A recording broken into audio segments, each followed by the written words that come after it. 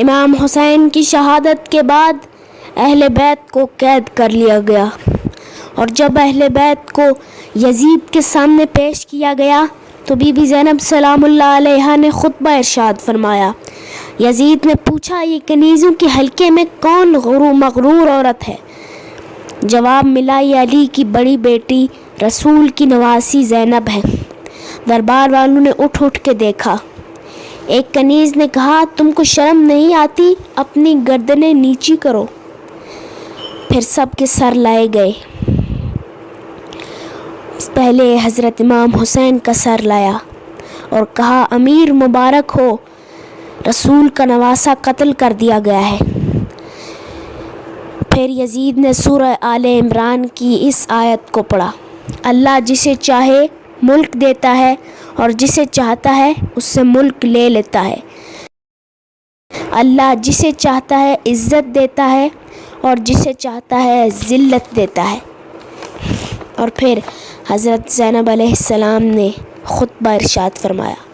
وہ خطبہ کچھ اس طرح تھا، شروع کرتی ہوں اللہ تعالیٰ کے نام سے جو رحمان الرحیم ہے۔ حمد ہے اللہ کے لیے، میں ستم دیدہ سہی مگر تعریف اللہ کے لیے۔ میرا گھر تباہ سہی مگر حمد تیرے لیے، میرا خاندان تباہ سہی مگر بندگی تیرے لیے۔ اور درود و سلام میرے نانا پر۔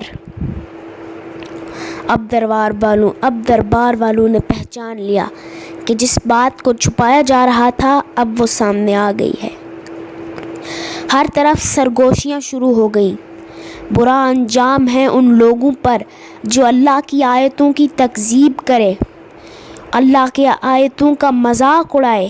اے یزید، تو نے اللہ کے قول کو بھلا دیا جو ہے کہ کافر یہ گمان نہ کریں کہ ہم نے ان کو جو مہلت دی ہے کہ ان کا زمانہ ہمیں پسند آیا ہے یا نہیں۔ یہ اس لیے ہے کہ وہ گناہ پہ گناہ کرتے جائیں اور عذاب زیادہ ہو۔ کیا یزید تو یہ گمان کرتا ہے کہ یہ مہلت ہے؟ کیا تو یہ سمجھتا ہے کہ تیری حکومت ہے اور ہمارے لیے کوئی راہ نہیں؟ یہ غلط ہے۔ ایسا ہے کہ ہم شہر میں پھرائے گئے، مگر تم سے اور کیا توقع ہو سکتی تھی کہ جس کا گوشت شہیدوں کے خون سے اگا ہو۔ کس کا لشکر کمزور ہے یہ تو جان لے گا۔ میں دیکھ رہی ہوں کہ تو میرے خطبے کو روکنا چاہتا ہے، تو کسی اور کام میں مصروف ہے اور ستم کر لے۔ اللہ کی قسم تو ہمارے ذکر کو قیامت تک نہ مٹا سکے گا۔ اب تیرے دن گنتی کے رہ گئے ہیں۔ جب شام کے زندان میں سکینہ حضرت امام حسین کی بیٹی کا انتقال ہو گیا تو شام میں بغاوت کا آغاز ہو گیا۔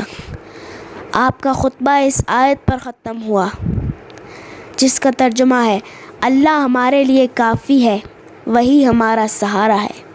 سلام ہو اللہ کی راہ میں جہاد کرنے والوں پر۔